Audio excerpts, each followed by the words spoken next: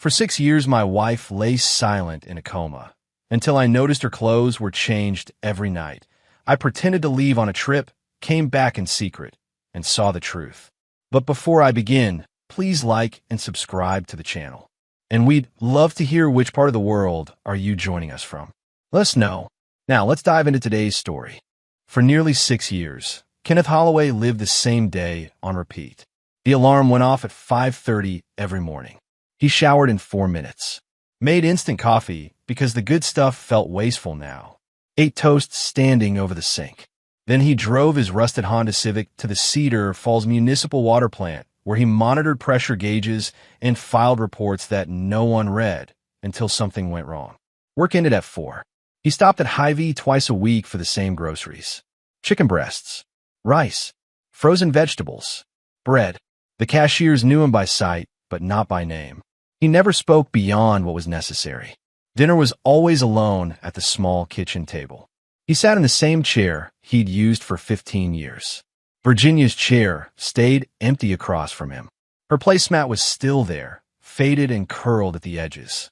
After dinner, he washed his plate and fork, dried them, put them away. Then he grabbed his jacket and keys and drove to St. Vincent Regional Hospital. The route never changed. 14th Street to College, College to Main, Main to the hospital parking lot, where his Civic always found the same spot under the broken light in row C. He walked through the automatic doors at 6:45 every evening. The receptionist stopped looking up years ago. He signed a visitor log, took the elevator to the 3rd floor, turned left past the nurse's station. Room 312. The door was always slightly open. Kenneth pushed it wider and stepped inside. Virginia Holloway lay in the bed closest to the window.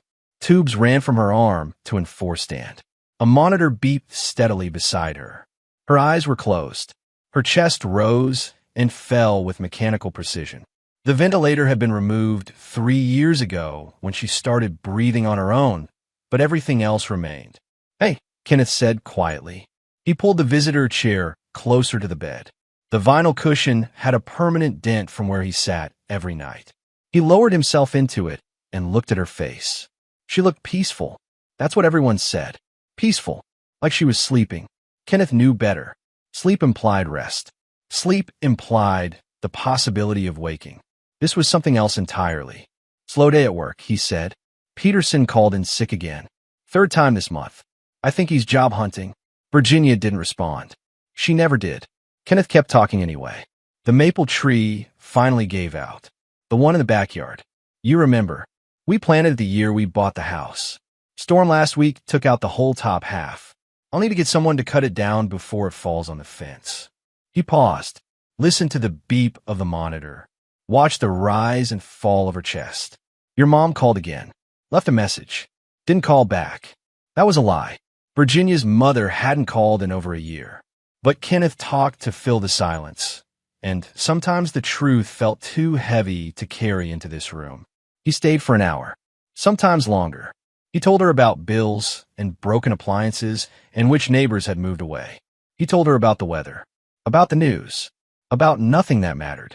He never told her that he was tired. He never told her that the house felt like a tomb.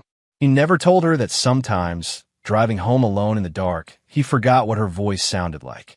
At 8 o'clock, he stood, adjusted the blanket over her legs, made sure the call button was within reach of the nurses, even though she would never press it. "See you tomorrow," he said. Then he walked out, took the elevator down, signed out at the front desk, drove home to the empty house where he brushed his teeth, set the alarm, and lay in bed staring at the ceiling until exhaustion finally pulled him under. The next morning, the alarm went off at 5:30, and Kenneth did it all again. People in town called him devoted. They said it at the grocery store, at the gas station, at the water plant during the rare moments when someone tried to make conversation. That Kenneth Holloway, they'd say, still visiting his wife every single night. 6 years now. Most men would have moved on. Kenneth never corrected them. Devotion implied choice. Devotion implied love that endured. What Kenneth felt was something closer to obligation. A promise made in a church 15 years ago that he didn't know how to break. A marriage that had died long before the accident, but was kept alive by machines and insurance payments and the fact that walking away felt like murder. So he stayed. He sold his truck to cover the first year of care. A 2003 Silverado he'd bought used and babied for a decade.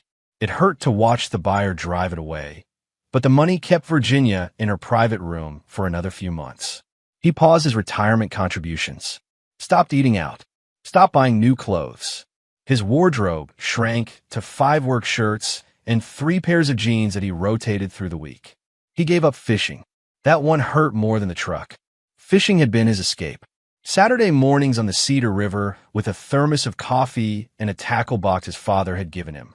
No phone, no people, just the sound of water and the pull of the line. But the hospital bills didn't stop. The care didn't get cheaper.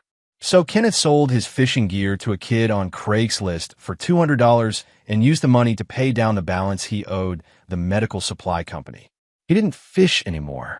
He didn't do much of anything anymore. Virginia's mother stopped visiting after the second year. Her name was Diane. She'd flown in from Phoenix the day after the accident, crying and demanding answers that no one could give. She stayed for 2 weeks, came to the hospital every day, held Virginia's hand, talked to doctors, prayed loudly in the waiting room. Then she went home. She came back for Christmas that year, stayed 4 days, spent most of the time crying in Kenneth's guest room and asking why God would do this to her daughter. The next Christmas, she called instead of visiting. By the 3rd year, the calls became sporadic. Then they stopped altogether. Kenneth didn't blame her. Grief had a shelf life. People moved on because they had to. Virginia's friends faded faster. The first few months, they'd rotated through, brought flowers, sat with Kenneth in the cafeteria, promised they'd keep visiting. But watching someone lie unresponsive in a hospital bed was hard. It was uncomfortable. It made people confront their own mortality in ways they didn't enjoy. One by one, they stopped coming. Eventually, Kenneth was the only one left. He talked to her anyway, not because he thought she could hear him. The doctors had been clear about that. Brain activity was minimal. Responses were non-existent. She wasn't in a coma. She wasn't locked in. She was simply gone in every way that mattered, even though her body remained.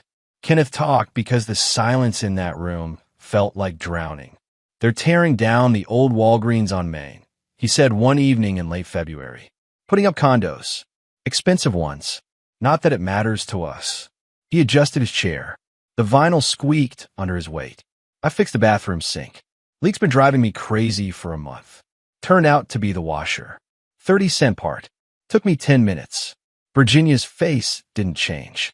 It never did. Kenneth looked at her hands resting on top of the blanket. Her fingers were long and delicate. She used to paint her nails. Bright colors. Red. Purple. Once, a terrible shade of green that she'd laughed about for weeks. Her nails were bare now. Clipped short. Clean. Hospital policy. I'm thinking about selling the house, Kenneth said quietly.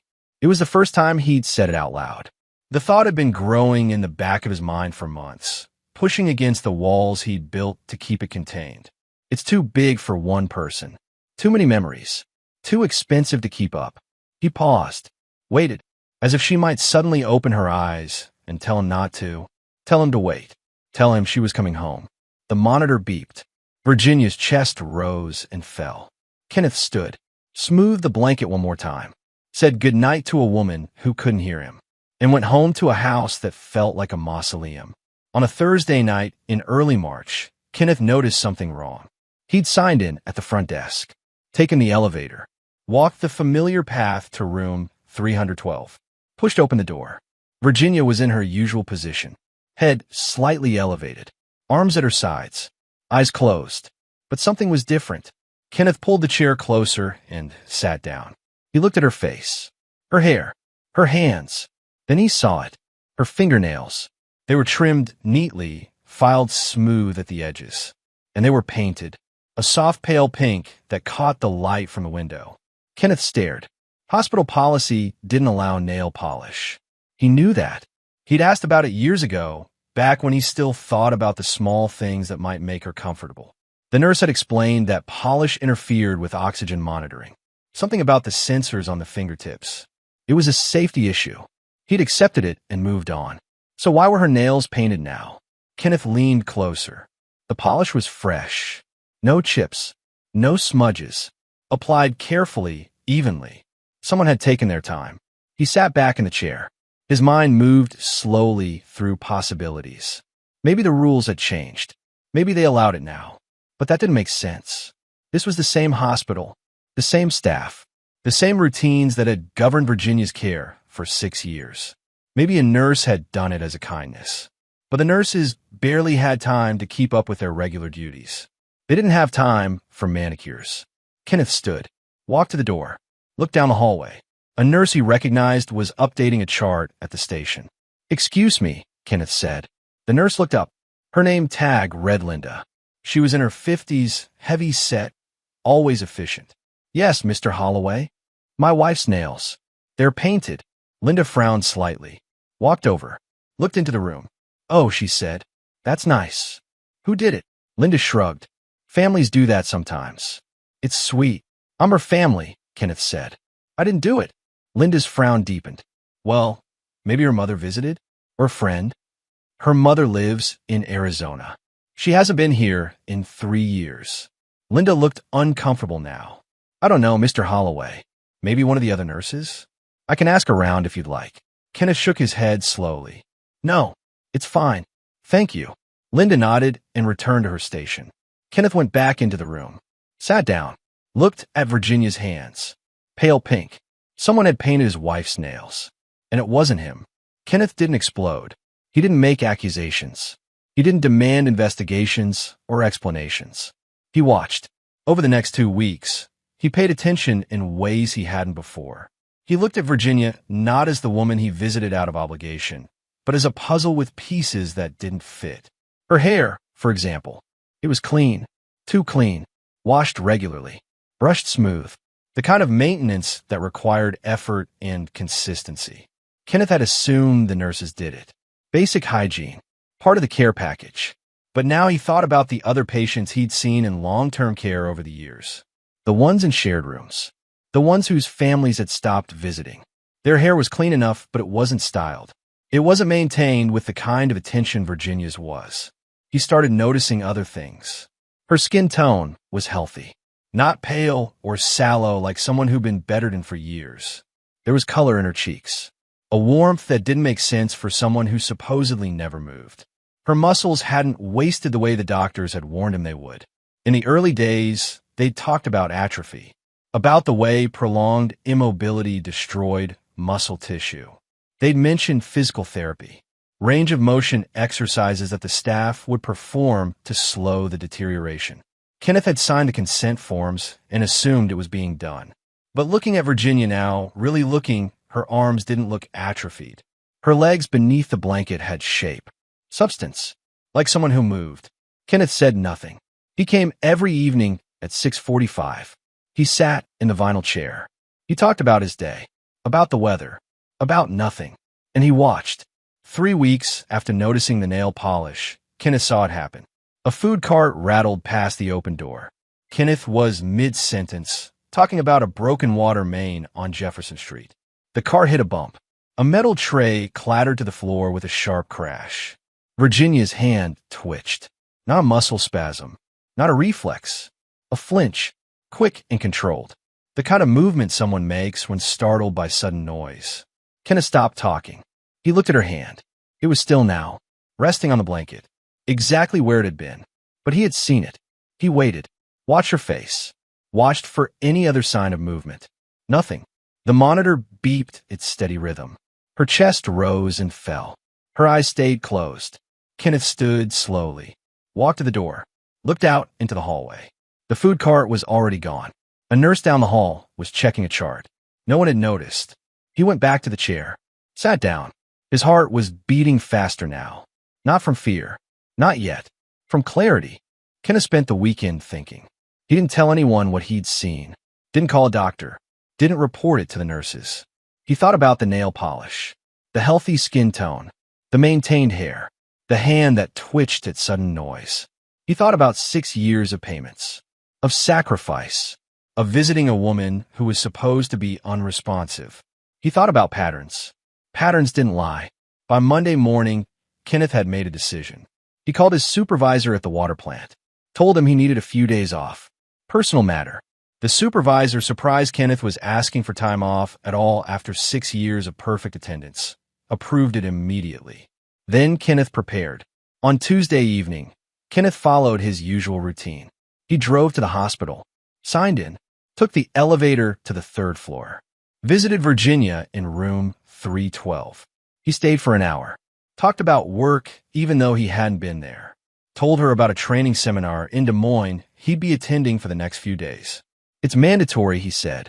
Water safety certification. I'll be gone Wednesday through Friday.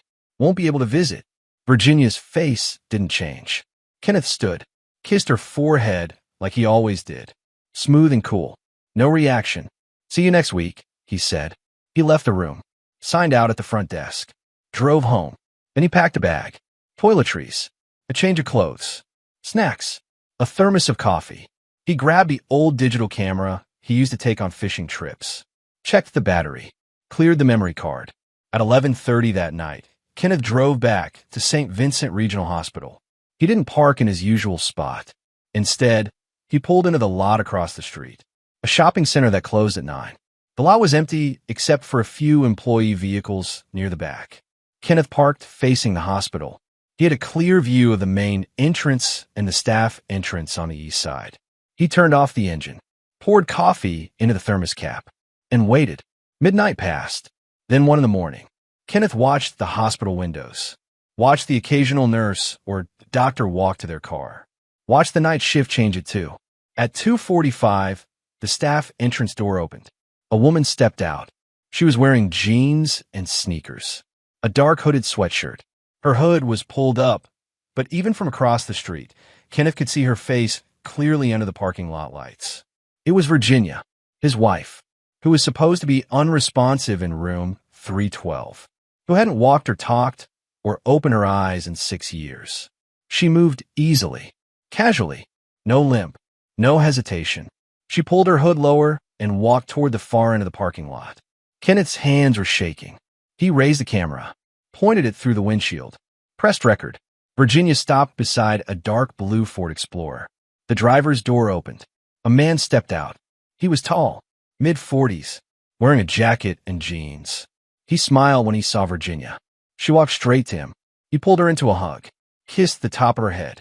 They stood there for a moment, comfortable, familiar. Then they got into the Explorer, the man behind the wheel, Virginia in the passenger seat. The vehicle pulled out of the lot and turned onto College Street. Kenneth lowered the camera. He sat in the dark, coffee forgotten, hands still shaking. He didn't follow them. He didn't need to. He already understood. Kenneth didn't go home that night. He drove to a 24-hour diner on the edge of town, ordered coffee he didn't drink, sat in a corner booth, and stared at the camera in his hands. The footage was clear. Virginia walking, moving, getting into a car with a man who wasn't her husband. He could take it to the hospital, show the administration, prove she'd been faking for 6 years. He could call the police, report fraud, insurance fraud, medical fraud. He could confront her, walk into room 312, and ask her to explain. But Kenneth didn't do any of those things. Not yet, because understanding what had happened wasn't enough. He needed to understand why, and he needed to know who the man was. Kenneth went home at sunrise, showered, made coffee, sat at the kitchen table with his laptop. He opened the camera and reviewed the footage frame by frame. He zoomed in on the man's face, took screenshots, saved them. Then he started searching. He began with the hospital, pulled up their website, clicked through staff directories, volunteer programs, donor lists. Nothing matched. He tried Facebook, searched for St. Vincent Regional Hospital, scrolled through hundreds of tag photos, events, fundraisers, staff gatherings. At 3 in the afternoon, he found it. A photo from 4 years ago. Hospital Volunteer Appreciation Dinner. A group shot of people in formal were holding wine glasses. Third from the left, the man from the parking lot. The caption listed names. Kenneth read through them until he found the match. Kyle Mercer, former volunteer coordinator. Kenneth clicked on the name. It led to a Facebook profile. Privacy settings were tight, but the profile picture was public. Same man. No question. Kenneth leaned back in his chair. Kyle Mercer, volunteer coordinator. He would have had access to patient records, to schedules, to rooms. He would have known Virginia. Kenneth opened a new tab. Search Kyle Mercer, Cedar Falls, Iowa. The results were sparse. A LinkedIn profile that hadn't been updated in 3 years. A mention in a hospital newsletter from 5 years ago about the volunteer program's expansion. Then Kenneth found something else. A property record. Kyle Mercer, current resident of 847 Orchard Lane, Cedar Falls. Kenneth wrote down the address. He sat there for a long time, thinking. Then he grabbed his keys and drove to Orchard Lane. 847 was a small ranch house on a quiet street. Older neighborhood, mature trees, the kind of place where people kept to themselves. Kenneth parked 2 houses down, watched. The blue Ford Explorer was in the driveway. Lights were off inside the house. Curtains drawn. Kenneth waited. At 6 in the evening, Kyle Mercer walked out the front door. He was carrying a grocery bag. He got into the Explorer and drove away.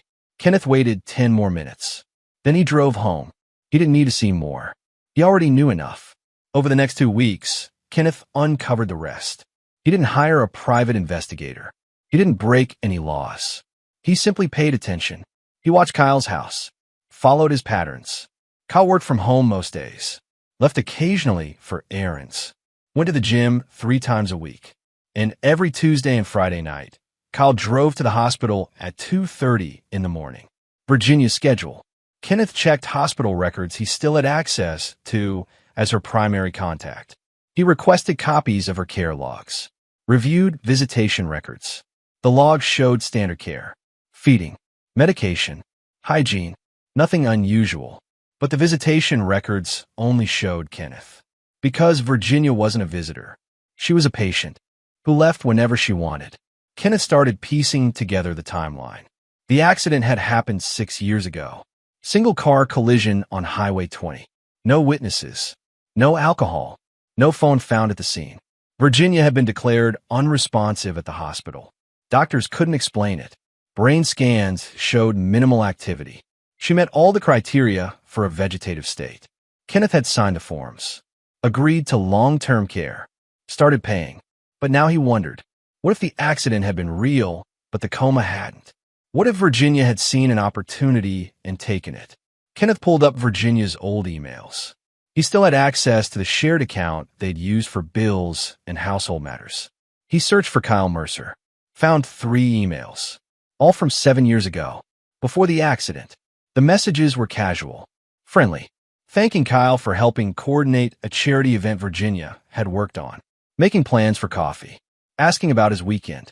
Nothing overtly romantic, but the tone was warm, familiar. Kenneth kept digging. He found more. Text message records from their old phone plan. Before Virginia had switched to her own account 3 months before the accident. Hundreds of messages between Virginia and Kyle, starting 8 years ago, increasing in frequency. The content was mundane at first, work-related, then personal, then intimate. By the time of the accident, they were texting multiple times a day. Kenneth sat back, stared at the screen. She'd been planning to leave him. The accident had just given her a different way out. No divorce, no arguments, no splitting assets or explaining to friends and family why the marriage had failed. She could just disappear into a hospital bed and let Kenneth handle everything, while she lived another life. The full picture came together slowly. Virginia had been involved with Kyle for at least 2 years before the accident, deep enough to plan an exit strategy. The coma gave her everything she wanted without the mess of actually leaving. Kenneth worked overtime to pay for her care, sold his truck, stopped living his own life, while Virginia spent her nights with Kyle, slept in his house, lived freely, and during the day, she returned to the hospital, climbed back into bed, closed her eyes, let the nurses check her vitals and update her charts. A perfect system. No one questioned a patient in long-term care. No one looked too closely. The staff was overworked and underpaid. As long as Virginia appeared stable, they had no reason to suspect anything. And Kenneth had been too devoted to notice. That was the word everyone used. Devoted. He'd been a fool. For 6 years, he'd mourned a woman who wasn't dead, paid for care she didn't need, sacrificed everything while she moved on.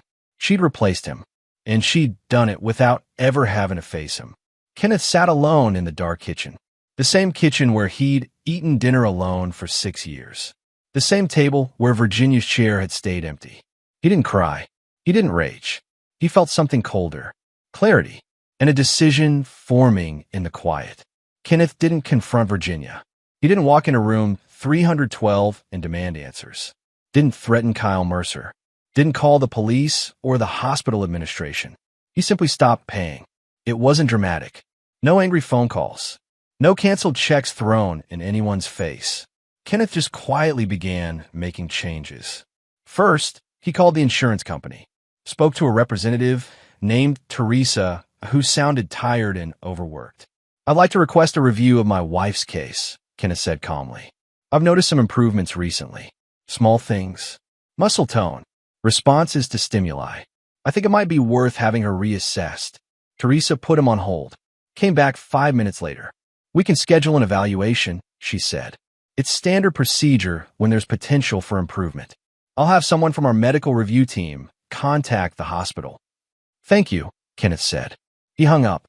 Then he called the hospital billing department.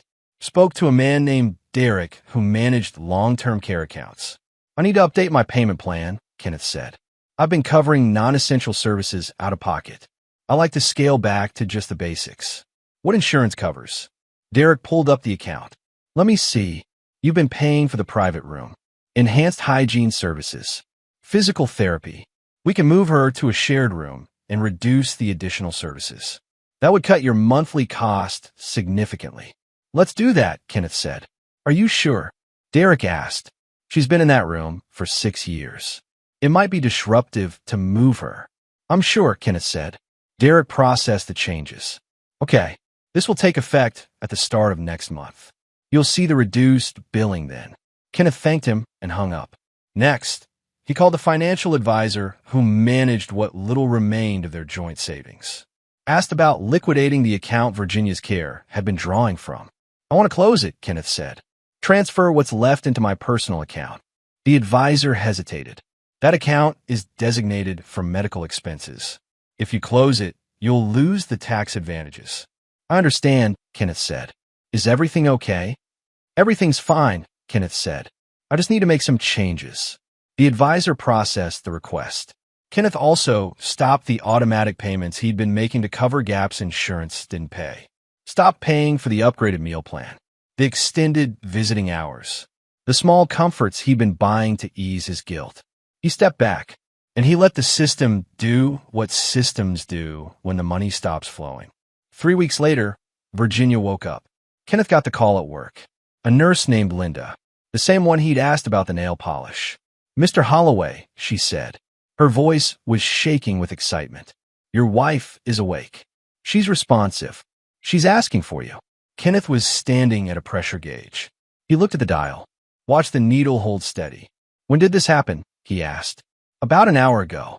She opened her eyes, started speaking. "The doctors are with her now. It's incredible. After all these years." Kenneth was quiet. "Mr. Holloway, are you there?" "I'm here," he said.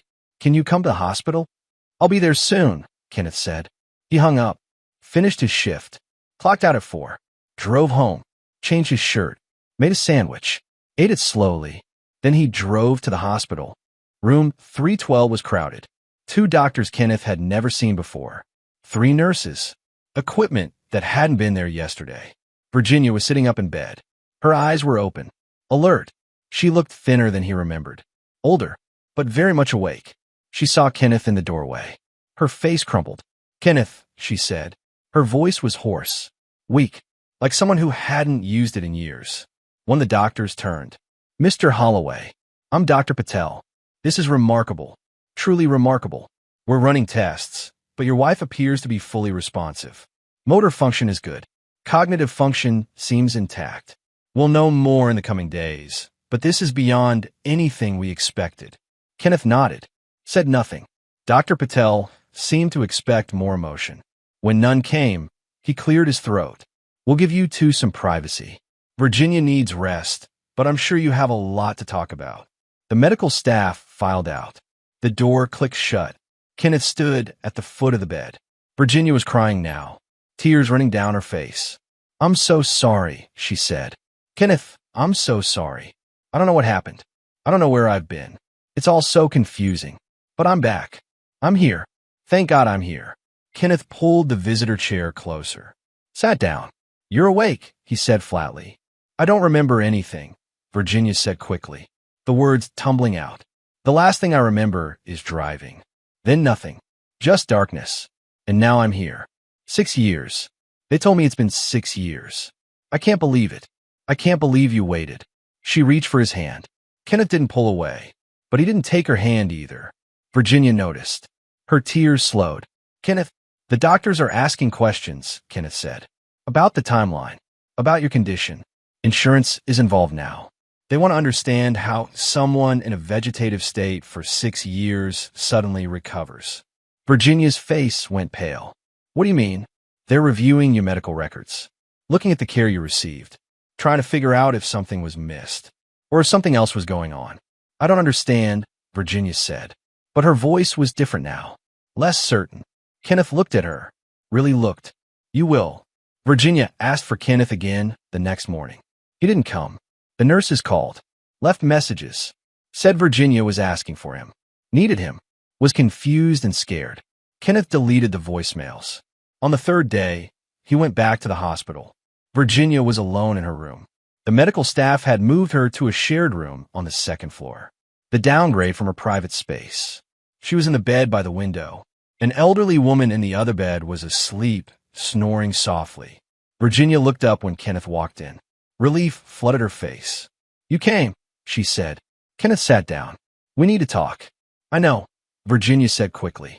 I know you must have so many questions. I have questions too. The doctors keep asking me things I can't answer. About where I've been. What I remember.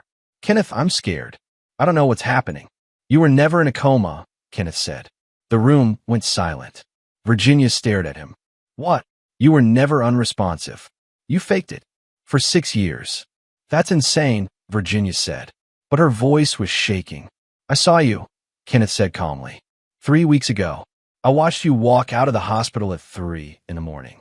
I watched you get into a car with Kyle Mercer. I have it on video. Virginia's face drained of color. Kenneth, I know about the emails, the text messages. I know you were planning to leave before the accident. I know you saw an opportunity and took it. Please, Virginia whispered. Let me explain. I'm not interested in explanations, Kenneth said. I'm here to tell you what happens next. Virginia was crying again now. But these tears were different. Desperate. The insurance company is investigating, Kenneth said. They've already started reviewing your records. They're looking at the care you received, the money that was paid. When they find out you were faking, they'll want it all back.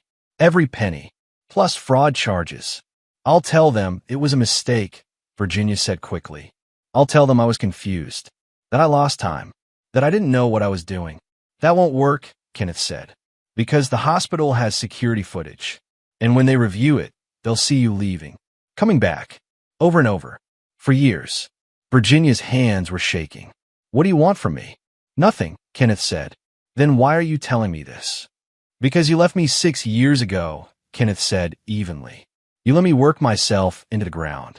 You let me sell everything I owned. You watched me give up my life while you lived yours. And now it's my turn. Virginia was sobbing. Please, Kenneth. Please. I made a mistake. I know I did. But I never meant for it to go this far. I thought I'd just do it for a few months. Just until I figured things out. But then it became easier to stay. And I was trapped.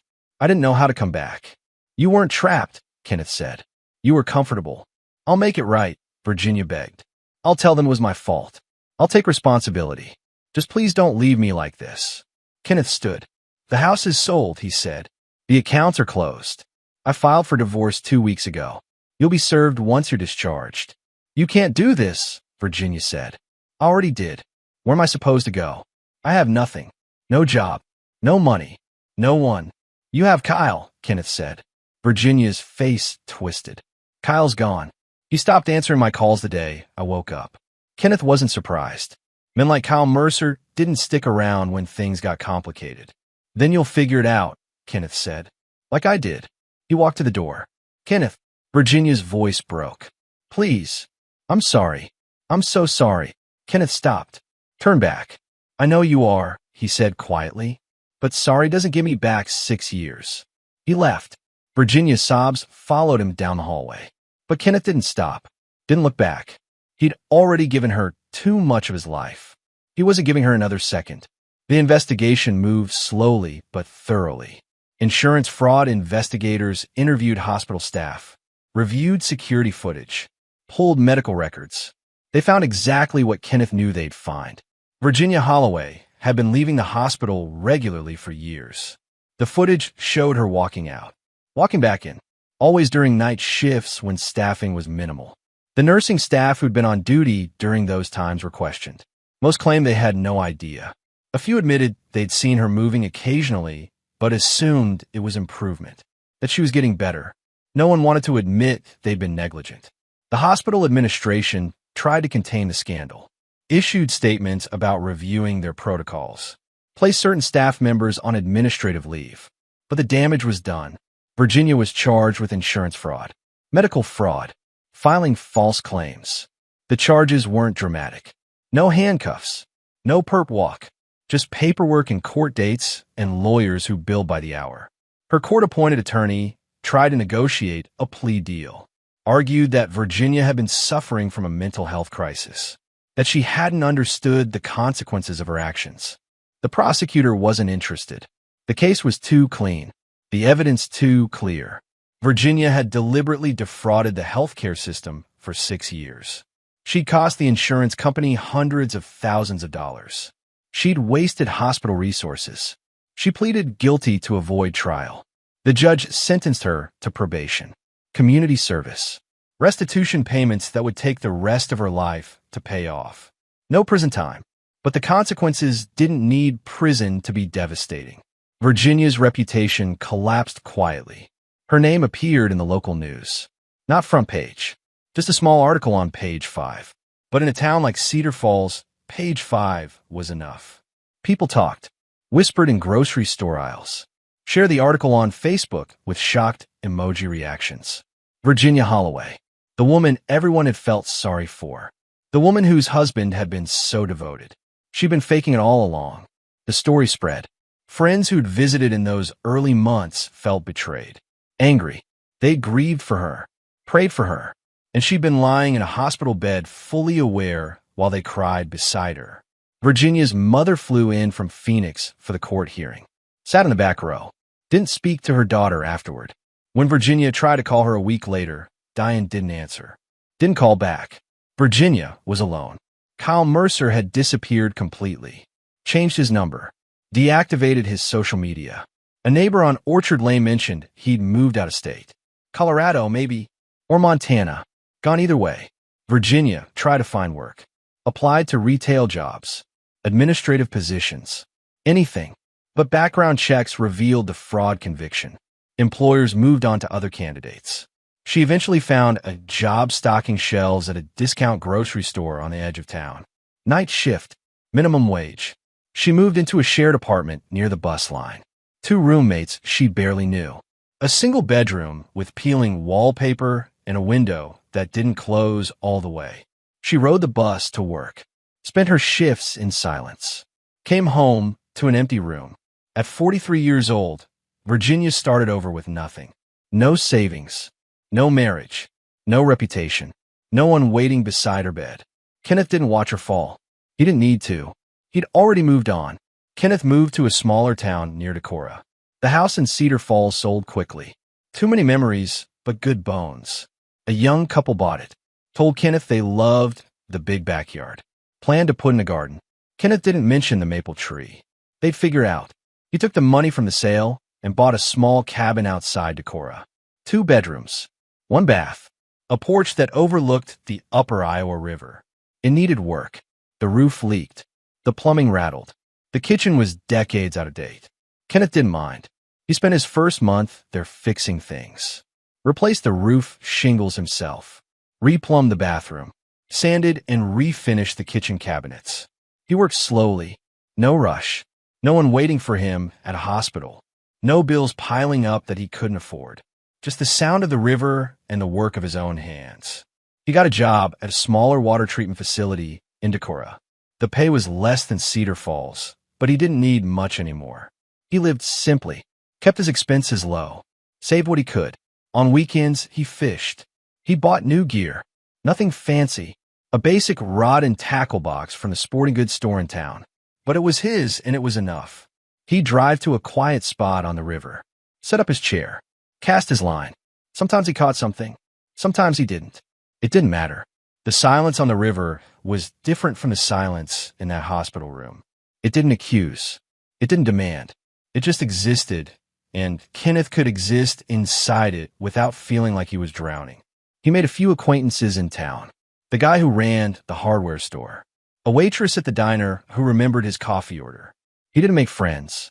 Not real ones. But he didn't feel lonely either. Lonely was what he'd felt for 6 years, sitting beside a woman who wasn't really there. This was different. This was peace. On a Saturday morning in late September, Kenneth was on the river when his phone rang. He almost didn't answer, but the number was local. Decorah, area code. He picked up. Mr. Holloway? A woman's voice. Professional. Polite. Yes. This is Angela from Decorah Community Church. I hope I'm not bothering you. Your name came up as someone who might be interested in volunteering for our weekend meal program. We serve breakfast to folks in need every Saturday morning. We're always looking for help. Kenneth watched his fishing line drift in the current. I'm not much of a church person, he said. That's okay, Angela said kindly. We're not looking for members, just people willing to show up and help. No pressure, no commitment, just if you're interested. Kenneth was quiet for a moment. What time? He asked. 7 to 10. We're at 412 Maple Street. I'll think about it, Kenneth said. That's all we ask, Angela said. Have a good day, Mr. Holloway. She hung up. Kenneth reeled in his line, packed up his gear, drove back to the cabin. That night, he thought about it.